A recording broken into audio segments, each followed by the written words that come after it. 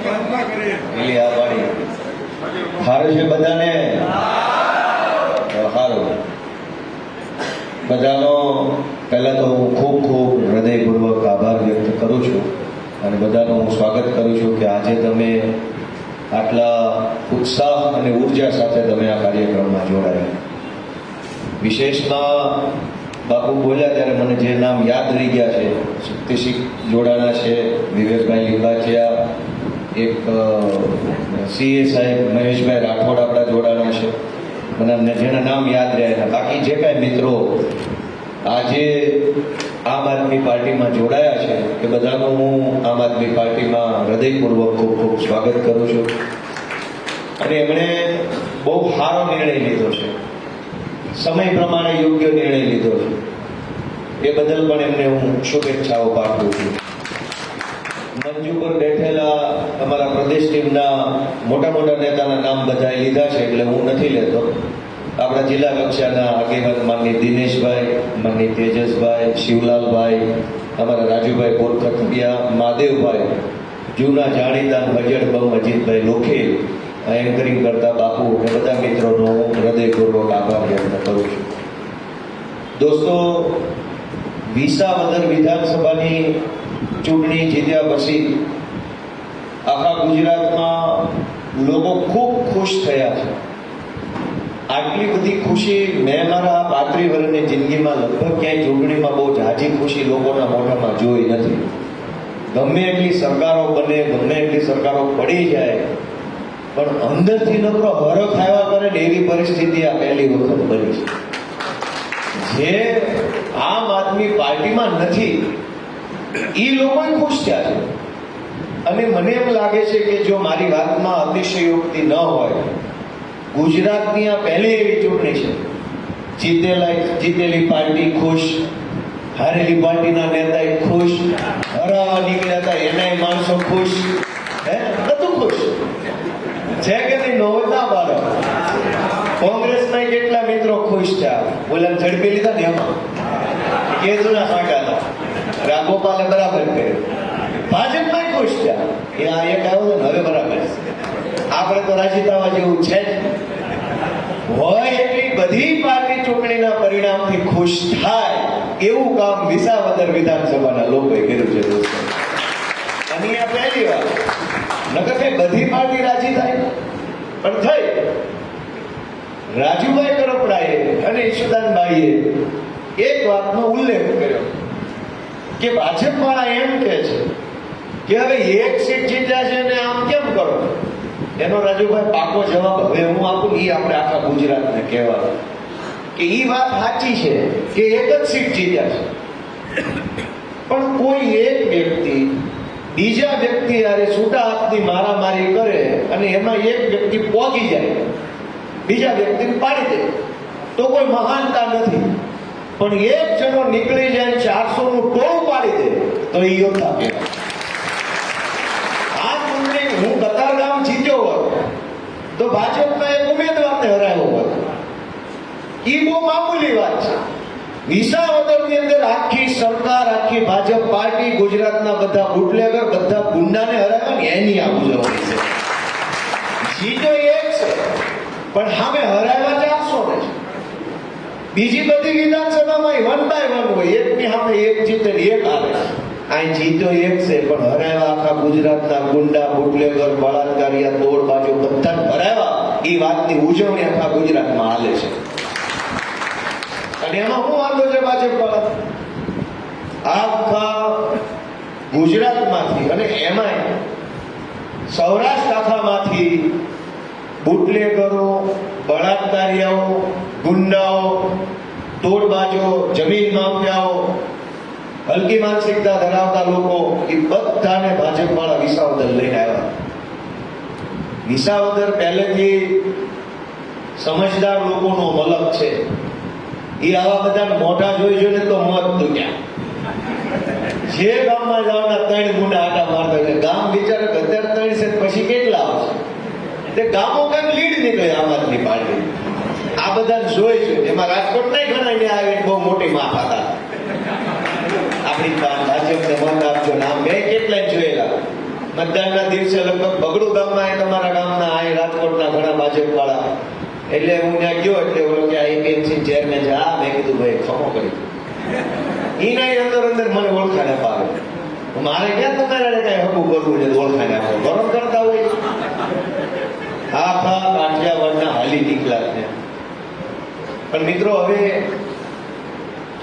વિસાવદર વિધાનસભાએ પોતાનો નિર્ણય આપ્યો તો રાજકોટમાં એવું કેમ ન થાય એ મોટો પ્રશ્ન છે. ક્યાં સુધી વિસાવદરના નિર્ણય ઉપર આપણે હરખાતા રહેવું? આપણે એવો નિર્ણય લેશું કે નહીં લઈ? ગામનો છોકરો 90% લાવે એની તાળીઓ પાડવામાં ઘડીક મજા આવે, આપણો લાવે તો કેવી મજા આવે?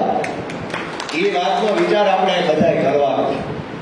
અને એના માટે વિસાવદર વિધાનસભાનો એક અનુભવ હું તમને કહું કે આ હોલમાં ઘણા મિત્રો બેઠા છે, નવા જોડાયેલા મિત્રો છે. પેલા તો બધાને મનમાં એવું હોય કે ભાઈ મને તાલુકા પંચાયત કે જિલ્લા પંચાયત કે આરએમસીમાં આમ આદમી પાર્ટીમાંથી ચૂંટણી લડવાની તક મળે.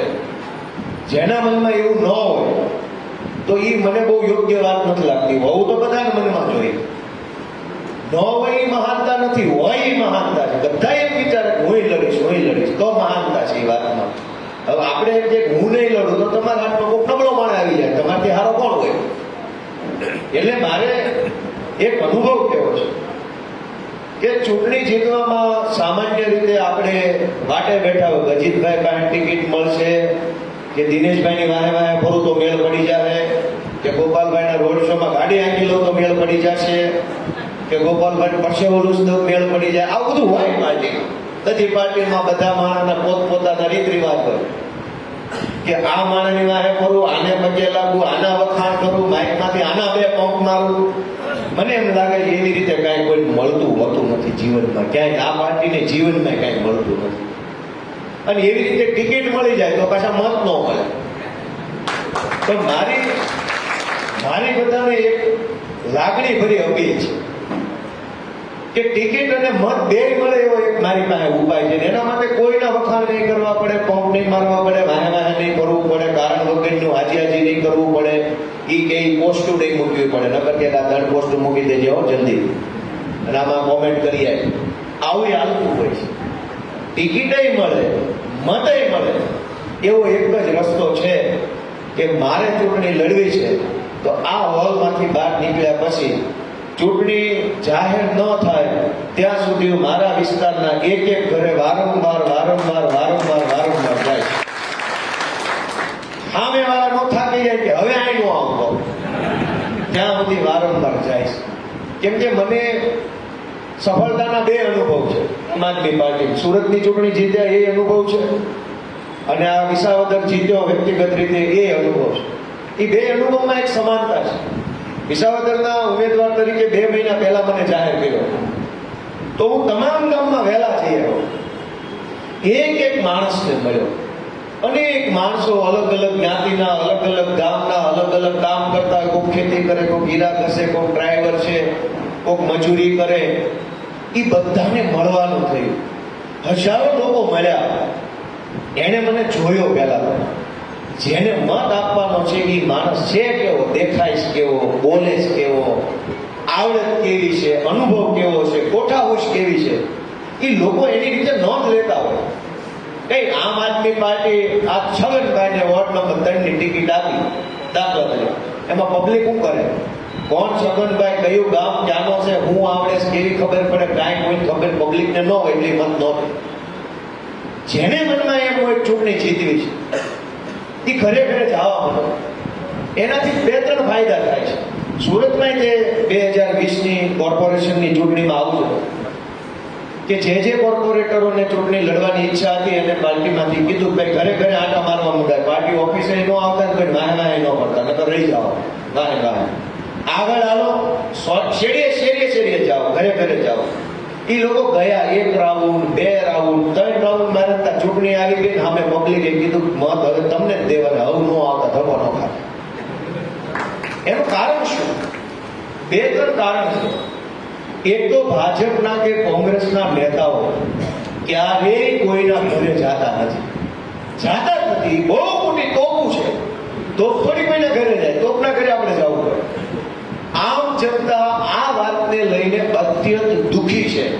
રોડ તૂટી ગયો, ખાડો ભરાઈ ગયો, બસ ન આવી, ઈ પીડા કરતા પણ સામાન્ય માણસના મનની સૌથી મોટી પીડા એ છે કે કોઈ અમારે એને આવતું જ નથી. કોઈ નાનામાં નાનો કાર્ય કરતા કોઈના ઘરે નથી જતો. એ સૌથી મોટું માણસના મનમાં દુઃખ છે. એને કોઈ પાર્ટીએ ઓળખ્યું નથી કે સૌથી મોટી પીડા આ છે. આ તમે તમારા મનમાં કલ્પના કરો, ગોપાલભાઈ ઇટાલિયા કિશોરદાન તમારા ઘરે ચા પીવાનું કેવું સારું લાગે. પછી ક્યાં કઈ પ્રશ્ન છે? ગામમાં મોભો પડી જાય, કુટુંબમાં મોભો પડી જાય, બે ફોટા મારી સ્ટેટસ મૂકો એટલે સિક્કા પડી જાય. તો તમે એક પાર્ટીના જવાબદાર હોદ્દેદાર છો. તમે કોઈ ગરીબ માણસ ઘરે જાઓ તો એના સિક્કા પડી જાય, પણ જાશો ક્યારે? એ તમને બહુ મોટા નેતા માને છે. પાર્ટીમાં આપણું પદ વોર્ડ લેવલનું કે વોર્ડના મોરચામાં હોય એટલે આપણને હલાહલી હાલતી હોય. અજીતભાઈ આને હોદ્દો અપાઈ દીધો, આ હાલે એમ જ નથી, આ બધા રાહુલભાઈ આના માણસો છે, ચેતનભાઈ આપણને એમ હોય. પણ એક સોસાયટીનો નાનો ગરીબ માણસ આપણને બહુ મોટો કદાવર નેતા માનતો હોય. આપણને એ વાતનો અહેસાસ હોય કે આપણે એની નજરમાં કેવડા મોટા નેતા છે. અને આપણે અહીંયા જોઈને બેઠા હોય કે કોને મળ્યો, હું મળ્યો, ક્યારે આવશે, હવે આ ક્યાં પગાર દેવાનો છે. મારી વિનંતી એ છે કે ઘરે ઘરે જાઓ. એનાથી પહેલો ફાયદો એ થશે કે લોકોને તમે મળશો તો લોકોને આપણું કાંઈ કામ નથી. બધા પોતાની જિંદગી પોતાની મહેનતથી તાકાતથી જીવે છે, પણ તમે એને મળશો તો એ વાત એને એટલી બધી ગમશે ને કે ભાજપમાં પોતે વડાપ્રધાન આવીને ઉભા રહે તો મત તમને દેશે. એટલે તમે એને મળ્યા છો. વિસાવદરમાં આ જ થયું. આખી સરકાર, મુખ્યમંત્રી સી આર પાટીલ, રાજકોટના બધા ધારાસભ્યો, સાંસદ સભ્યો, મુખ્યમંત્રી બધું આવી ગયા પછી મત કેમ ગોપાલને આપ્યો? ગોપાલ હારું ભાષણ કરે છે એટલે નહીં. ગોપાલ બધાને મળ્યો, રામ રામ કર્યા, ફોટા પડાવ્યા, હારી મોળી કેમ છો, કેમ નહીં, કોકના હાથે પાટો બાંધે, ભાઈ હું થયું એટલું પૂછી લે, હું ક્યાં ડોક્ટર છું. પણ તોય પૂછ્યું, ભાઈ હું થયું, કેમ ભાઈ બાલ કપાય, કેમ ભાઈ ટકો કરાયો, બુસ્કોટ નો પહેરો, પૂછી કેમ ભાઈ બુસ્કોટ વગર શું છે. એને એમ થાય ગોપાલભાઈને આ મેં બુસ્કોટ નથી પહેર્યો એની ખબર છે. અમે પાટો ઉઠે બાંધ્યો તો હું થયું, મને સમાચાર પૂછ્યા. આ જ વાત મત આપવાનું કારણ બની જાય છે. મારા સમાચાર પૂછ્યા તો અમારે કોઈ મત નથી દેવા, હું આનંદ દઈશ. જેને કોર્પોરેશનની ચૂંટણી લડવી છે એ જાઓ સોસાયટીએ, ઘરે ઘરે જાઓ, એક એક માણસને મળો. પાટો બાંધ્યો એને મળો, ચા બનાવતો એને મળો, રિક્ષા આપતો એને મળો, સિક્યુરિટી ગાર્ડને મળો, 10 મિનિટ એને આવી દેવો. ઘણી વાર સિક્યુરિટી ગાર્ડ બેઠા હોય, તમે એને મળો, સારી વાત કરો, આશ્વાસન આપો, પછી ઈ 10 જણા શું કે છે તમને થોડી ખબર છે. એટલે મારી બધા મિત્રોને વિનંતી છે કે પહેલો ફાયદો એ છે કે તમે લોકોને મળો છો, એ લોકોને ગમે છે, તમે એની હારે વાત કરો તો તમે રાજકીય માણસ છો, પાર્ટી હારે સક્રિય રીતે જોડાયેલા માણસ, એટલે સ્વાભાવિક છે કે ગામના માણસ કે સોસાયટીના આમ આદમી કરતા તમારી પાસે વધુ માહિતી હશે. રાષ્ટ્રીય મુદ્દા હોય, દેશના મુદ્દા હોય, રાજ્યના મુદ્દા હોય, રાજનીતિના મુદ્દા હોય, એમાં આમ જનતા કરતા તમારી પાસે વધુ માહિતી હોય, કેમ કે તમે સક્રિય વ્યક્તિ છો. એટલે તમે જ્યારે નાના માણસ મળો ત્યારે એને તમારી પાસેથી ઘણું જાણવું હોય છે. ભાઈ ઈવીએમ નું શું છે, ઓલો જમીનનો મુદ્દો બહુ હાલે છે, એમાં તમે શું કહેવા માંગો છો, આ ભારતના યુદ્ધનું શું છે, યુક્રેન બાબતે તમારું શું કહેવું છે, પછી આ મોંઘવારી બાબતે. એક સામાન્ય માણસ અનેક મુદ્દા ઉપર ઘણું બધું સાંભળવા માંગે છે, પણ એને કહેવા વાળો ક્યાં? મારી વાત સમજાય છે કે આ ભોકો કેમ પડી ગયો? ભોકો પડી ગયો એટલે ભાઈ સાંભળો છો નહીં? એક સામાન્ય માણસ ઘણું બધું સાંભળવા માંગે. જેમ તમે સાંભળવા માંગો છો કે ગોપાલ ઇટાલિયા હું બોલ છે, નગર નથી વિડીયો જોતા તોય તમને રસ છે કે આ બોલે છે શું, એમ તમને બહુ ખબર પડે છે. હું કામ પાર્ટીના વોટ્સએપ ગ્રુપમાં છો, બધા કેટલાય નેતાઓના તમે વિડીયો જોતા હશો, ફોટા જોતા હશો, ટ્વીટ જોતા હશો, વોટ્સએપમાં અલગ અલગ મેસેજ જોતા હશો, સક્રિય કાર્ય કરતા હશો, એટલે છાસવારે મિટિંગમાં આવીને તમે ભાષણો સાંભળતા હશો. એટલે એક રિક્ષા આપવા વાળો ભાઈ કે ચોકીદાર કે ઘરકામ કરતી આપણી બેન કે કોઈ નાનો માણસ, એ બધા કરતા તમારી પાસે નોલેજ વધુ છે.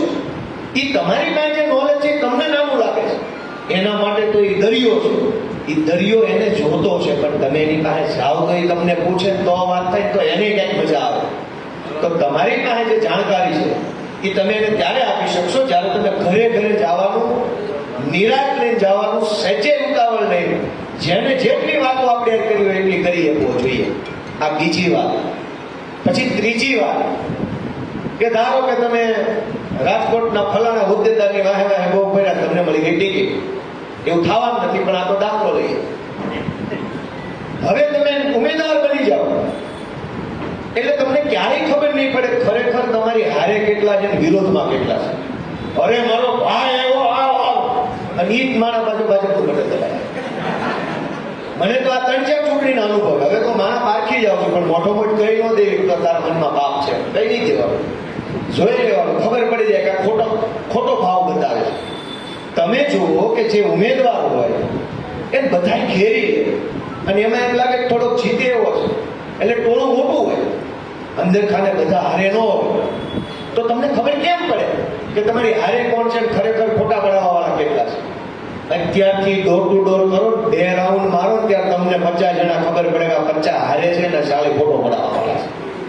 હું આખા વિસાવદરના તમામ ગામમાં ગયો તો અનેક લોકો મને પોતાના ઘરે ચા પીવડાવવા લઈ ગયા, અનેક લોકોએ ફોટા પાડ્યા, અનેક લોકોએ મારા વખાણ બહુ કર્યા, વોટ્સએપમાં નંબરો લઈને મારી વાહવાહીના મેસેજ કર્યા. પણ એ 2 મહિનાના સમયમાં મને ગામડે ગામડે આપણી હારે કેટલા છે અને 2 બાજુ પગ રાખવા વાળા કેટલા છે એની ખબર પડી ગઈ. એમાં હું ફાયો. 2 બાજુ પગ રાખવા વાળા જે જીતે એમાં રહેવાનું. ભાજપમાં ખુલ્લે આમ રહેવાનું, ગોપાલભાઈ એમ કહેવાનું ખુલ્લી નહીં આવી એટલે અંદર ખાને આમ તો બધું ગોઠવાઈ ગયું એટલે કોનું પણ એ જીતની ખબર ન પડે. તમને ટિકિટે મળી જાય પણ અંદર ખાને હારે છે ને એવું કહેવા વાળા 100 જણા હોય એમાં ખરેખર કેટલા હારે છે ને એ ક્યારેય ખબર નહીં પડે. હારી જાઓ. સુરતમાં એમને, વિસાવદરમાં અને આ જીતવાની જડીબુટી છે, લેવી હોય તો લેજો, નકર ભગવાન અમને 100 વર્ષ ના કરે બીજા જીતતા જોવા કે રાજભા કે જે લોકો ચૂંટણી લડેલા એને ખબર છે તમારી હારે ખરેખર કેટલા છે અને કેટલા ખરેખર ટોળામાં છે. એ પારખી નહીં એવો તો મતદાનના દિવસે ભૂમિમાં આવી જાય, કેમ કે તમારી જવાબદારી સોંપી હોય. હવે તેજસભાઈ ગોપાલભાઈ જિંદાબાદ જિંદાબાદ કરતા આપણે કે આને બૂથની કીટ હોપો એટલે લઈ રવા અને આવું થાય. મારી વાત સમજવા જેવી છે કે નહીં? તમે અત્યારથી વોર્ડમાં જાશો તો તમને ખબર પડી જાય કે ખરા દીથી જેટલી વાર જાઓ એટલી વાર ઉમળકાથી તમારી હારે કોણ છે. કેમ કે ફોટા વાળા હોય ને 2 વાર 3 વાર 4 વારમાં ડૂકી જાય, પછી હવે ન બોલાતો, હવે અમારે તો ફોટા પાડવા પૂરતા હતા, તમે રોજ કામ હોવો તમારથી ન થાય. એ બીજી વાત છે. અને ત્રીજી સૌથી મહત્વની બાબત એ છે કે ઘણી વખત આપણે નક્કી કરી લઈએ રાજકોટનો મુદ્દો શું છે, બહુ રોડ તૂટલા છે અથવા પાણી નથી આવતું, એ આપણે નક્કી કરીએ. પબ્લિકે થોડું કીધું છે અમને કઈ વાતનો વાંધો છે. 100 વાંધા હોય એમાંથી પબ્લિકને કઈ વાતનો વાંધો વધુ વાંધો છે. હું વિસાવદરમાં 2 મહિના ફર્યો, એક તો એવું હોય કે કોઈ જ ન કરું, ખાલી આગેથી આમ કરું, ભાષણ કરીને વયો જાઉં, કોઈને વાત ન કરું અને હું એમ કહું કે અહીંયા બહુ સમસ્યા છે, આ બધી સમસ્યાના સમાધાન માટે તમે ગોપાલભાઈની બટન દબાવો, મજા કરો. તો તમને એમાં મજા નથી, ફ્લેટ વાત લાગે, આમ ઇમોશનલેસ, એમાં કોઈ સેન્ટિમેન્ટ નથી, દિલને ટચ કરી જાય એવું કઈ વાત નથી.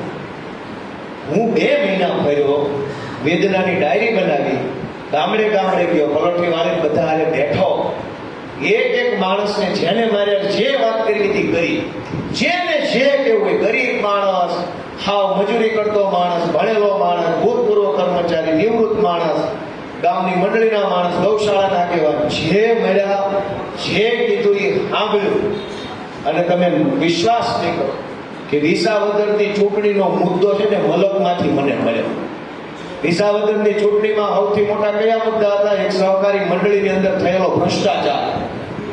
હવે મને ક્યાંથી ખબર હોય? તો ગામો ગામ લોકો મને કહેવા મળ્યા તો મને ખબર પડી મુદ્દો મંડળી છે અહીંયા.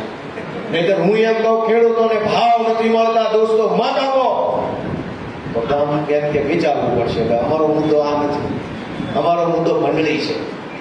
ગામમાંથી મુદ્દો મળ્યો કે ટેકાના ભાવના ખરીદી કેન્દ્રની અંદર ભાજપના માણસોએ તોડ કરી નાખ્યો ખેડૂતોનો. હજારો ખેડૂતો પાસેથી ટેકાના ભાવમાં પોતાની જણસ સિલેક્ટ કરાવવા માટે પૈસા લીધા ભાજપ વાળા.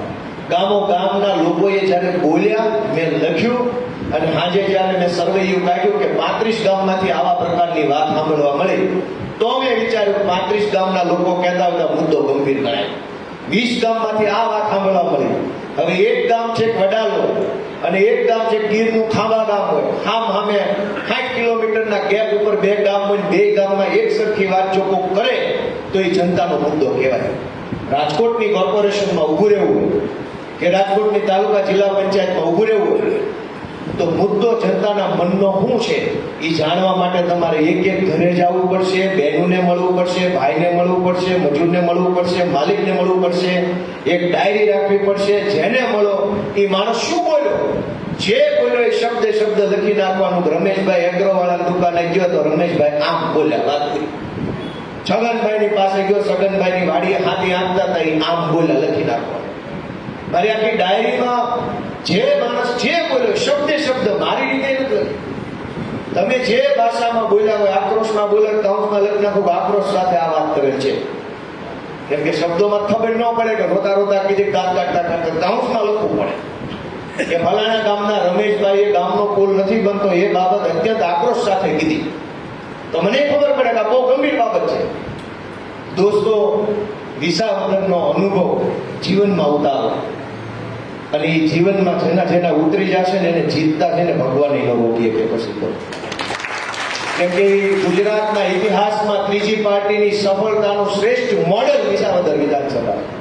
કેવી રીતે 22માં એ સીટ ઉપર વિસાવદરમાં આમ આદમી પાર્ટી જીતી, એની ટર્મમાં બીજી વાર ત્યાં પાર્ટી જીતી છે. ત્રીજી પાર્ટી 2 વાર એક જગ્યાએ જીતી.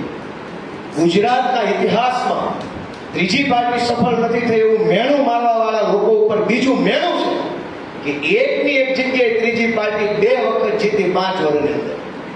એનાથી મોટી સફળતાનું મોડેલ કર્યું તો એમાંથી શીખો, એમાંથી જે ખબર પડે શીખો, જીવનમાં ઉતારો. નેતા બનવું છે, આગેવાન બનવું છે, પાર્ટીની અંદર ઉપર જવું છે તો જ્યાં સફળતા મળી છે, જ્યાં ઉદાહરણરૂપ કામ થયું છે એને જીવનમાં ઉતારો. હું બધા ભવિષ્યના ઉમેદવારોને વિનંતી કરું છું કે મને ટિકિટ મળશે કે નહીં મળે, આ વોર્ડમાં આ જ્ઞાતિને આપશે, ઓલી જ્ઞાતિને આપશે, એવા બધા સમીકરણોની રાહમાં દિવસો વયા જાય. એક થેલી, એક ડાયરી, એક પેન, 2 ભાઈબંધ સાસવારે નાના મોટા ફોટા પાડતો રહેવો, 3 જણાની ટોળકી લઈ અને 4 વખત આટો મારી લેવો તો ટિકિટ આપતા કોઈ રોકી નહીં શકે, ચૂંટણી જીતતા કોઈ રોકી નહીં શકે. આટલી મોટી કઈ વાત નહીં. બાકી તો ભાજપ વાળા હારી જાય છે આ ગુજરાતમાં. તો આપણે માટે જીતવાનું સપનું એવી રીતે જોવાય નહીં. મારી વારંવાર સતત એક વાત ઉપર હું ભાર મૂકું છું, જાઓ ઘરે લોકોને મળો, બહુ જાણવા મળશે. હજારો લોકો કંઈક કહેવા માંગે છે, સાંભળ્યું પડે. આપણે તો પાર્ટીમાં છીએ એટલે જિલ્લા પ્રમુખને 2 શબ્દો કહી દઈએ, પ્રદેશ મંત્રીને કહી દઈએ, વોટ્સએપમાં બળાપો કાઢીએ એટલે મજા આવી જાય. આમ જનતા કોને કહેશે? આપણે આમ જનતાની પીડા સાંભળવા વાળો માણસ બનવાની કોશિશ આજથી ચાલુ કરવાની છે. જેટલું સાંભળતા જાવ એટલી ખબર પડતી જાય, જેટલી ખબર પડતી જાય એટલા મોટા આગેવાન આપણે આપમેળે બની જશું. બાકી આમાં કઈ પાર્ટીની ટિકિટ ને હોદ્દા મળી જાય એ જ મહાન હોય તો ગમે એ પાર્ટીમાં જેના મોટા હોદ્દા એનો મોટા નેતા થઈ જાય. પણ એવું નથી હોતું. માણસ પોતાના અનુભવથી, પોતાની આવડતથી લોકોને કેટલું સમજી શકે એ એની કળાના કારણે લોકો ઉપર આવે છે. મેં તમને વિસાવદરની વાત કરી છે. હું આશા રાખું છું કે રાજકોટ જિલ્લામાં અને રાજકોટ મહાનગરમાં જેને ચૂંટણી લડવાની ઈચ્છા હોય એ લોકો રાહ ન જોતા. તમારી જ્ઞાતિનો જ્યાં મત છે કે નહીં એની રાહ ન જોતા. પબ્લિકને એક જ વસ્તુમાં રસ છે કે મારી પીડા કોણ સાંભળવા આવવાનો છે. આપણે આપણી જવાબદારી નિભાવશું, આપણે આપણું કર્તવ્ય નિભાવશું તો 1000 હાથ વાળો આપણને બધાને ટેકો પડશે. એટલે હું બધાને ખૂબ ખૂબ શુભેચ્છા પાઠવું છું. બધાએ ખૂબ મહેનત આમ આદમી પાર્ટી માટે કરી રહ્યા છો એ બદલ સૌને ભગવાન બળ આપે, તાકાત આપે એવી પ્રાર્થના છે. અને રાજકોટમાં હવે કોનો શું હોદ્દો છે, કોને ક્યાં જગ્યા મળી, કોને હું સ્થાન મળ્યું, કોનો આ બેનરમાં ફોટો છે, નાનો કોનો છે, મોટો કોનો છે, નામ કોનું માઇકમાં બોલ્યા, કોનું ન બોલ્યા, કોને કોનું નામ કાપી નાખ્યું, કોને ફોટો ન પડે, એ બધું મૂકી રાજકોટને તમારી જરૂર છે, લોકોને તમારી જરૂર છે. એટલું જ મગજની અંદર રાખી અને દોડવા માંડશો તો તમારું ભલું થાય, રાજકોટનું ભલું થાય ને આમ આદમી પાર્ટીનું ભલું થાય એવી વાત બધા અહીં લેતા જાય. બાકી માન સન્માન પદ પ્રતિષ્ઠા હોદ્દો ફોટો એ ડખો જિંદગીમાં પત્યો નથી. મહાભારત વખતથી ડખો હાલ્યો આવે છે ને હજુ બીજા 500 વર્ષ હાલવાનો, એ કઈ પતેવો ડખો નથી. એટલે બધાને મારી એક જ વિનંતી છે કે લોકોને આપણી જરૂર છે. આપણે આપણી ઉર્જા વેડફીએ નહીં. ઈશ્વરે આપેલી તાકાત વેડફાઈ ન જાય, ખોટી દિશામાં ન જાય. એ જોવાની, એ જાળવી રાખવાની જવાબદારી આપણા બધાની છે. સૌનો હું વારંવાર પરિવાર ખૂબ ખૂબ આભાર માનું છું. વિશેષમાં આપણા શહેરના પ્રમુખ દિનેશભાઈ જોશીનો આભાર કે કાયમ માટે આપણે ઠેકાણું ગોતવાની ઉપાધિ મળી. દિનેશભાઈ છે એટલે સભા સ્થળ પર કહેવું જ ન આભારી સારું છે બધાને. સારું, બધાનો પહેલા તો હું ખૂબ ખૂબ હૃદયપૂર્વક આભાર વ્યક્ત કરું છું અને બધાનું હું સ્વાગત કરું છું કે આજે તમે